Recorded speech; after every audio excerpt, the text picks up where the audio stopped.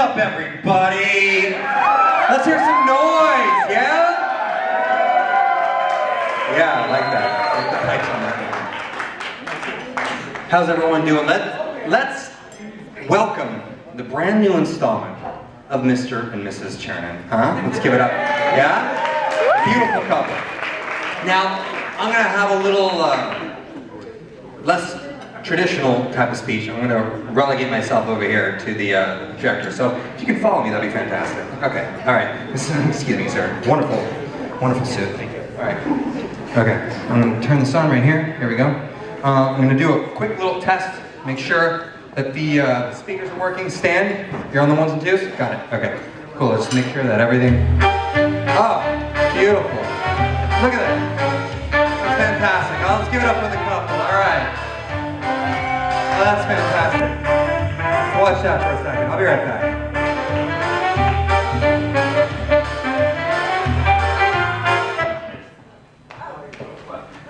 No, that was on purpose. It was a fake slideshow. I'm not here to do a slideshow. I'm here to do a best man speech. Let's go. All right, that was just a test of speakers. All right, it worked. Okay. All right. I'd love to be in the middle, right next to the bride and groom, but because of technical difficulties and constraints, I'm over here, so we all have to deal with it, right, Boris? Right. Okay. All right. So, as you guys know, I'm Simon, I'm Boris's little brother, and I can't be more thrilled to be here celebrating the wedding that Boris has always dreamed of. For those of you who don't know, Boris has always wanted to get married. He couldn't stop talking about it. He was a little jealous at my wedding. He would do all sorts of things. He would like scrapbook out of wedding magazines. He would kneel in front of trees and propose with little like McDonald's like styrofoam containers. Wait, what's this? Wait, what's going on here? Stan, can we what's going on here? It's good to see you all here today. Such short notice as we bring you the news of this major development. We have just been informed that just over an hour ago, Boris Chernin has gotten married. That's correct. It's a repeat that Boris Chernin, aka the career bachelor, aka Mr. I'll Never Get Married, has reportedly tied the knot with Valerie Gaybird, now Valerie Chernin. Friends and family related to hear the news. We'll take a couple of questions. Yes, you. What are the thoughts from Boris's parents? I actually have a statement here from the parents. We are so happy to see Boris find such a wonderful young woman that brings out the best in him. They add, it was about fucking time. Thank you for your questions, everyone. That's all we have time for now. We'll keep you appraised as to the exciting story that develops. Thank you very much. Thank you. Thank you very much. Okay, so you got me. Maybe Boris didn't always want to get married, right? But you know what? That just is a testament to the type of person Valerie is. My new rockin' awesome sister, huh? Let's give it up. You know, what a perfect match, these two. You know, it reminds me of a funny story, guys. Right after Boris went on his very first date with Valerie, of course I wanted to get the DL. I'm like, so how was it? And just, you know, off the top of my head, I'm like, so you know, you're gonna marry her? And without a shadow of a doubt, with this look in his face, he looks at me with dead on into my optic scans. He says, oh yeah, I'm gonna lock that down. Well, Valerie, let me be the very first one to welcome you to your life sentence. You've been locked down. But you know what? It's such a momentous occasion today. It's such a momentous occasion. There have been a lot of people in Boris's past that made him the kind of guy that he is today. So a couple of those people wanted to come and say something, you know, very special for the day. As my mom mentioned earlier, Miss Gruber, remember Miss Gruber, Boris? Yeah. She was Boris's 5th grade teacher. And she was incidentally the one that spawned Boris's IQ test, right? She was the one that administrated it. We have Miss Gruber here today. Let's see if we can, Miss Gruber? Hi. Miss Gruber, hi, how are you? Miss Gruber, hello? Hello? Thanks for joining us. Hi, Simon. I'm doing well, thank you. Oh, fantastic, it's so fantastic. wonderful to be here. Great. I understand you had a couple things you wanted to say to the lucky couple. Yes, thank you, Simon. Sure. Boris, My little troublemaker. You know, I've known you since you were in the 5th grade, and now look at you. You're all grown up, newly married to Valerie, a wonderful, beautiful, strong girl. And, you know, she's not just your wife. She's your partner and your best friend. So I wanted to wish you both well, and so I wrote a poem for the two of you. Oh, that's fantastic. And it goes something like this. Great poem. This day, you married your best friend, the one you laugh with as you share life's wondrous zest, as you find new enjoyments and experience all that's best, the one you live for because the world seems brighter. And as your happy times are better and your burdens feel much lighter, the one you love with every fiber of your soul, whose heart you've been given to have and to hold. Wow, Miss Gruber, that was beautiful. Thank you so much for sharing that. No, it's my pleasure. All right, we'll talk to you later. Thank you so much. Actually, oh, Simon, there was one other thing I wanted to say. Oh, okay, sure. All right. Thank you, dear. Boris, as you know, in the 5th grade, I was the one who administered your IQ test. Well, you scored very high, exceptionally high. Actually, a bit too high. I'm sorry, I don't know how it happened, but somehow, well, I added an extra decimal point to your score, and well, your actual score was quite a bit lower, substantially lower. And, well, I wanted to make it up to you, so I came here today, and I brought something that I think you're going to really like. Ooh, look, Boris. Ooh, see the pretty keys? See? Ooh, look over here. Now they're over here. Isn't that fun? Gruber, listen, Miss Gruber, listen, this isn't the time to play. This is his wedding, come on. I'm sorry, Simon, you're right. Actually, this would be better. Look at the light! Boris, look at the light! Isn't it pretty? Look at the light on the dance floor. Ooh, go get it, Boris. Get the light, Oh, yes. Okay, all right, thank you, Miss Gruber. All right, God. I'll say it, that was awkward. I'm sorry, guys. But you know what? Boris was smart. Is smart. Boris is very smart. He's the smartest person I know. You know? I'm very thrilled and honored to say that Boris is the smartest person I know. But you know, as my mom mentioned, you know, he had a lot of difficulties in school. He was bored a lot because he didn't feel challenged enough. And you know, this is a little tangent.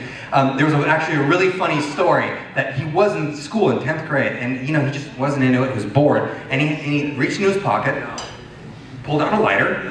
He was just kind of messing around with a little fiddle diddle, right, Boris? That's what you say. And he was fiddling with a lighter, and he ended up, it's weird, he ended up lighting the girl's hair on fire in front of him. It's true. She's here with us tonight. Let's welcome Miss Tiffany Feldberger. Tiffany, there you are. Hi, thanks so much for joining us. I understand you wanted to say a couple things to the happy couple, Tiffany. Yes, I do. Hi, Valerie. Mazel tov. Hello, Boris.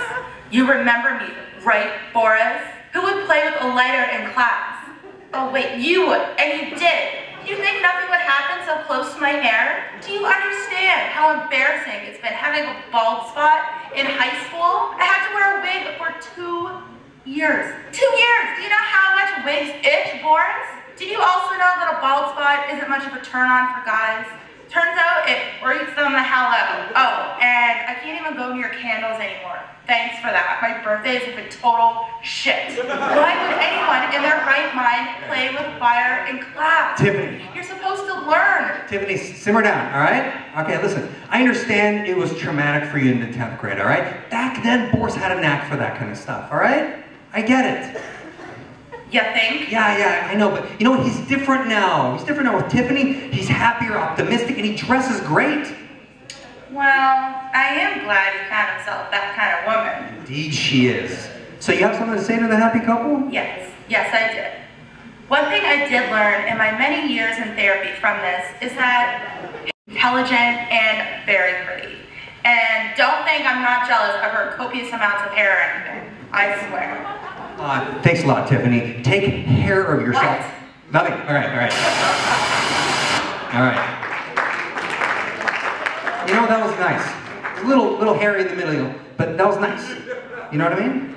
You know, what she said was true. You know, Valerie and you are the perfect match. You know, it's important to cherish what you've got, Boris. That reminds me of another story, Boris. Speaking of cherishing something, all right, so when I was around 8 years old, right, we were having a yard sale, right? Yeah, look at his face, he knows what's up. We're having a yard sale. I was playing around with my He-Man toys and my Thundercat toys. I was having a ball, right? Boris was, you know, taking care of business, whatever. But I had one too many Squeeze-Its. You know, and I had to go to the bathroom. I had to, you know, do what, you know, any 8-year-old does. And then when I come back, I notice something different. My toys are missing. I look, Boris, he's counting $10. That's right, my prized possessions. Sold for $10. But you know what? I'm not bitter. I'm not bitter at all. I'll tell you why. Because I know that he did something, you know, important with that $10. You know, he did something, you know, just like any 15-year-old or 14-year-old would do with $10. You know what I mean? He used it. Oh wait, I'm sorry. That's weird. Okay, let me. All right, if you guys need anything, just any of this stuff, just see me after the party. I give a good price. Okay. So, you know, I think one of the things that's what's so important about Valerie and Boris is their background. You know, they're Russian. It's their heritage. It's in their blood. You know, I think a lot of us are really lucky that our parents had the chutzpah to come to this country, to take a risk. For all the people here that have had parents come to this country for a better life, let's give a round of applause. Let's give them a round of applause. Yeah! You know? It's so important, and although they didn't set out to find a Russian mate, they found each other, and that's really important. Russian mate, yeah, it sounds really scientific. But you know what, I mean, like, look at them. I mean, look at Boris and Valerie. They could easily be Russian royalty. I mean, look at this. Look at them. Fits like a glove, right? Don't worry, Valerie, I got one for you too. There we go. She's your queen to be. Well, you know what? I, for one, am happy to be here, you know, on this momentous occasion. And my brother, he's my best friend. I love him so much, and now I have a brand new sister, who's wanted a sister, Valerie. You know, marriage isn't easy, you guys. You know, with the external pressures of day-to-day life, it's important to, I'm serious, man, right here. Okay, all right. It's important to build a mutual trust and understanding within each other without forgetting what brought you two together today. I guess what I'm trying to say is, may your marriage be modern enough to survive the times, but timeless enough to never go out of style. Gangnam style.